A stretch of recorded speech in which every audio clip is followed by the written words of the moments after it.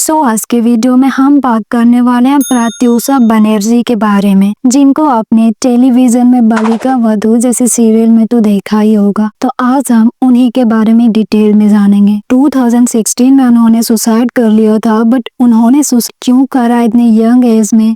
क्या वो प्रेग्नेंट हो गई थी इसलिए करा, या उनके डेथ के पीछे उनके बॉयफ्रेंड राहुल राज सिंह का हाथ था? एंड आई नो कि बालिका वधू अदर पीपल की तरह आपकी भी चाइल्डहुड मेमोरी होगी और आप डेफिनेटली क्यूरियस होंगे प्रत्यूषा बनर्जी को लेकर। तो चलिए शुरू से शुरू करते हैं। सबसे पहले उनके अर्ली लाइफ के बारे में जान लेते हैं। प्रत्यूषा 10 अगस्त 1991 में बॉर्न हुई थी जमशेदपुर झारखंड में in Bengali family. Her father is a non social worker and runs their own NGO. Pratyusha ने पढ़ाई कंप्लीट करके 2010 में ही जमशेदपुर छोड़ दिया था टू वर्क इन मुंबई। उनको ना 2010 में ही बालिका वधू मिल गया था, लेकिन ये उनका फर्स्ट शो नहीं था। उससे पहले ही रक्त संबंध में सपोर्टिंग रोल करते हुए देखी। फिर उनको बालिका वधू मिला था जिसमें उन्होंने अविका गौर को रिप्लेस करी थी। ये रोल ना उनको पब्लिक वोट से मिला था एंड बालिका वधू शो काफी ज्यादा पॉपुलर हुआ था। इसके बाद प्रत्यूषा अभी फेमस हो गई थी काफी। फिर इस शो के सक्सेस होने के बाद झलक दिखला जा का सीजन 5 भी ज्वाइन कर ली थी उन्होंने। इस डांस शो में भी वो अच्छा ही कर रही थी। फिर अचानक पता नहीं उनको क्या हुआ कि उन्होंने ये शो छोड़ दिया by stating that she was not comfortable during the dance rehearsal. उसके बाद 2013 में नजर आई बिग बॉस के 7th सीजन में and she was one of the most competitive contestant, but वो बिग बॉस का ट्रॉफी नहीं जीत पाई थी और 2 महीने में ही एलिमिनेट हो गई थी। 2015 में ना सोनी टीवी पे एक एडवेंचर शो भी देता था पावर कपल, जहां वो अपने बॉयफ्रेंड राहुल राज के साथ कंटेस्टेंट बनी थी। बालिका वधू के बाद वो हम है ना में नजर आई थी लीड रोल में। फिर ससुराल सिमर का में एंटेगोनिस्ट थी और अधूरी कहानी हमारी में प्रोटोगोनिस्ट बनी थी। ये सब के अलावा भी बहुत सारे शोज करी थी उन्होंने, जिसमें ज्यादातर उनका गेस्ट अपीयरेंस ही होता था और लास्ट शो उन्होंने 2016 में करी थी ये वादा रहा। प्रत्यूषा ने ना कई सारे अवार्ड्स में जीती थी, जैसे best fresh new face, best actress in a lead role, best on screen couple और भी बहुत सारे। एंड आपको पता है बालिका वधू छोड़ने के बाद उनको ना एक फिल्म भी ऑफर हुई थी by Vikram Bhatt, but she rejected the offer और झलक दिखला जा करने चली गई थी। अब बात करते हैं एग्जैक्टली उनके साथ हुआ क्या था। तो उनके डेथ को लेकर बहुत सारे डिफरेंट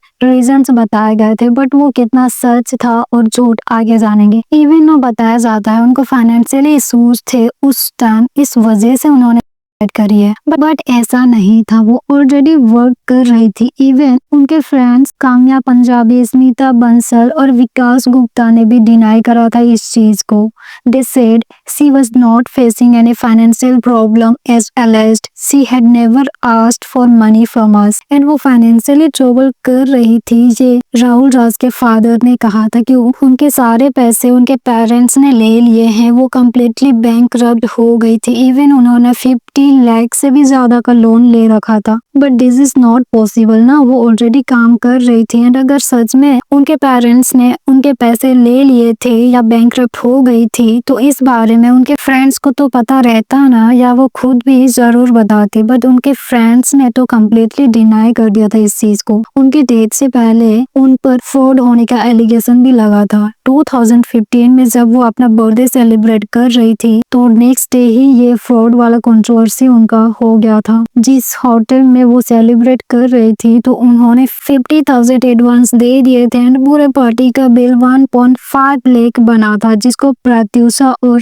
राहुल ने साथ में पे करा था via a cheque. However, the check bounced and when the hotel contacted Pratyusha, she reportedly refused to pay the pending amount. इसके बाद उन पर और राहुल पर फ्रॉड केस भी फाइल हुआ था, पर बाद में खुद प्रत्यूषा ने इन रूमर्स को गलत बताई थी और बोला था जब भी उनका कोई नया शो स्टार्ट होना रहता है तो ऐसे नेगेटिव चीजें लोग बोलने लगते हैं उनके बारे में। अब जानते हैं राहुल राज और प्रत्यूषा के रिलेशनशिप के बारे बारे में। तो वो दोनों 2013 में मिले थे एक कॉमन फ्रेंड के पार्टी में and it was a love at first sight for both of them. But पता नहीं बाद में उनका रिलेशन इतना क्यों खराब हो गया। इवन दोनों शादी तक करने वाले थे। बहुत सारे आर्टिकल्स में ये मेंशन करा गया है कि राहुल ही रीजन थे उनके खराब रिलेशनशिप के लिए। वो प्रत्युषा को हैरेस भी करते थे, बहुत बारी तो उनको चोट भी लग जाती थी। इवन वो लोग लिव इन में रहते थे एंड कभी कभी तो उनके नेबर्स भी सुनते थे उनके सारे लड़ाई झगड़े की आवाज। प्रत्युषा के सिक्योरिटी इंचार्ज ने आज तक को बताया था कि राहुल की एक और गर्लफ्रेंड थी एंड जब उनकी दूसरी गर्लफ्रेंड घर आती थी तब भी उन दोनों का झगड़ा होता था